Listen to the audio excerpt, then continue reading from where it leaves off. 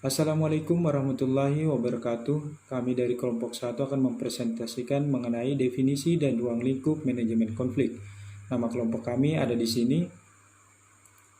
Baiklah, saya Muhammad Naufal akan menjelaskan mengenai manajemen konflik. Yang pertama itu, apa sih manajemen konflik?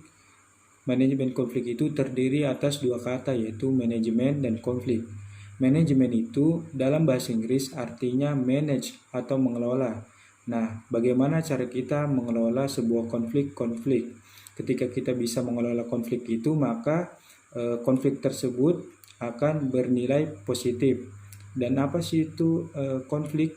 Konflik itu perbedaan persepsi dan juga bisa diartikan sebagai kesalahpahaman atau ketidakcocokan, pengertian atau emosi maupun antar individu dengan individu lainnya.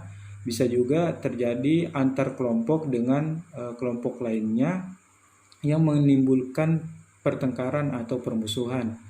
Selanjutnya itu manajemen konflik menurut para ahli. Di sini, menurut Stoner, konflik organisasi adalah mencakup ketidaksepakatan soal alokasi sumber daya yang langka atau perselisihan soal tujuan, status, nilai, persepsi, atau kepribadian. Manajemen konflik, sisi positifnya yang lain itu adalah ketika kita bisa memanage sebuah konflik, maka kita akan lebih cakap dalam berargumentasi, cakap dalam berdialog, lebih cakap dalam melihat situasi dan kondisi, bagaimana cara kita memutuskan sebuah permasalahan, mencarikan solusinya.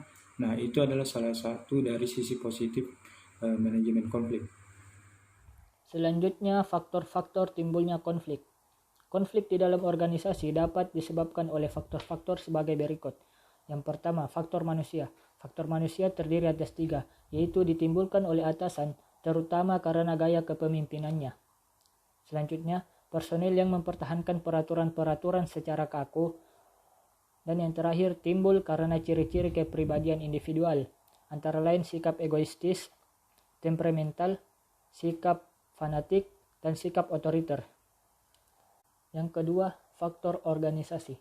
Faktor organisasi terbagi atas 11. Yang pertama, persaingan dalam menggunakan sumber daya. Yang kedua, perbedaan tujuan antar unit-unit organisasi. Yang ketiga, interdependensi tugas. Yang keempat, perbedaan nilai dan persepsi. Yang kelima, kekaburan yurisdiksional. Konflik terjadi karena batas-batas aturan tidak jelas, yaitu adanya tanggung jawab yang tumpang tindih. Yang keenam, masalah status. Yang ketujuh, hambatan komunikasi. Hambatan komunikasi baik dalam perencanaan pengawasan, koordinasi, bahkan kepemimpinan dapat menimbulkan konflik antara unit atau departemen. Yang kedelapan, perbedaan individu yang meliputi perbedaan pendirian dan perasaan. Yang kesembilan, perbedaan kepentingan antara individu atau kelompok. Manusia memiliki perasaan, pendirian maupun latar belakang kebudayaan yang berbeda. Dan yang terakhir, perubahan-perubahan nilai yang cepat dan mendadak dalam masyarakat. Perubahan adalah suatu yang lazim dan wajar terjadi. Tetapi jika perubahan itu berlangsung cepat atau bahkan mendadak, perubahan tersebut dapat memicu terjadinya konflik sosial. Selanjutnya, saya akan membahas mengenai jenis-jenis konflik. Nah, konflik itu mempunyai banyak jenis seperti yang dikatakan James A.F. Stoner. Dikenal ada 5 jenis konflik, yaitu konflik intrapersonal, konflik interpersonal, konflik antar individu dan kelompok, konflik antar kelompok, dan konflik antar organisasi. Nah, yang pertama, konflik intrapersonal. Nah, konflik intrapersonal ini adalah konflik seseorang dengan dirinya sendiri. Konflik ini terjadi bila pada waktu yang sama seseorang memiliki 2 keinginan yang tidak mungkin dipenuhi sekaligus. Nah, yang kedua yaitu konflik interpersonal. Konflik interpersonal adalah pertentangan antar seseorang dengan orang lain karena pertentangan kepentingan atau keinginan. Maka hal ini sering terjadi antara 2 orang yang berbeda status, jabatan, bidang kerja, dan lain-lain. Nah, yang ketiga adalah konflik antar perorangan.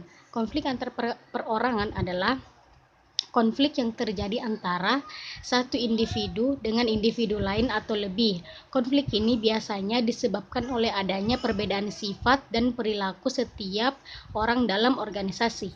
Selanjutnya, konflik antar kelompok adalah pertentangan yang terjadi antara dua kelompok atau lebih yang disebabkan oleh kepentingan yang sama.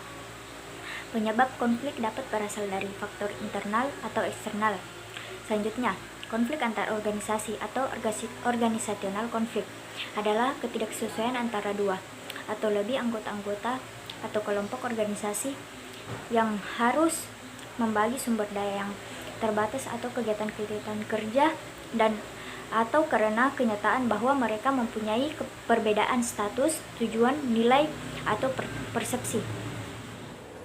Pada materi ini saya akan membawakan tentang cara penyelesaian konflik.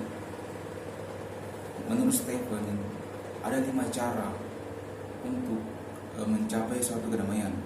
Yang pertama yakni pengenalan, yang kedua diagnosis, yang ketiga menyepakati suatu solusi, yang keempat penyelesaian, yang kelima evaluasi.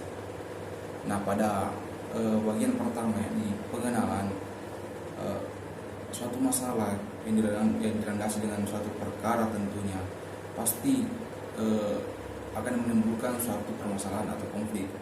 Namun banyak orang yang bertentangan, berkonflik, berkelanjutan, tak mampu menyelesaikan permasalahan tersebut. Karena apa? Mereka tak berusaha mengenali, mencari tahu apa penyebab dari permasalahan tersebut. Makanya sangat penting bagi kita ketika ada suatu masalah, alangkah baiknya kita melakukan suatu pengenalan terlebih dahulu tentang masalah apa yang terjadi, bagaimana sebenarnya, dan apa dari mana sumbernya. Yang kedua yakni diagnosis. Nah, di sini juga sangat penting untuk mengetahui kondisi suatu permasalahan yang terjadi. Di sini juga kita harus mengajukan beberapa pertanyaan tentang konflik yang terjadi kepada orang yang berkonflik. Semisal dengan siapa Anda bermasalah, bagaimana permasalahannya, kapan terjadinya, dan dengan siapa Anda bermasalah. Yang ketiga yakni menyepakati suatu solusi. Pastilah di suatu masalah itu kita harus mengemukakan atau memunculkan suatu solusi agar permasalahan atau konflik ini terselesaikan. Nah, dengan apa kita mencari solusi? Yang pertama, ketika suatu kelompok itu bermasalah, alangkah baiknya kita melakukan musyawarah untuk menyepakati solusi apa yang cocok untuk permasalahan atau konflik yang terjadi. Yang keempat, penyelesaian. Nah, di tahap penyelesaian ini kita mengemukakan atau saling berkomunikasi dengan teman-teman, dengan bagian dari orang yang berkonflik itu, menyepakati bagaimana secara terbaik kita saling berkomunikasi, mengajukan tanggapan begini dan begitu. Nah, saya kira itu. Yang terakhir yakni evaluasi. Di sini kita mengevaluasi kembali karena ketika penyelesaian itu muncul, kemungkinan belum ada yang namanya keuntungan, biasa timbul juga yang namanya kerugian.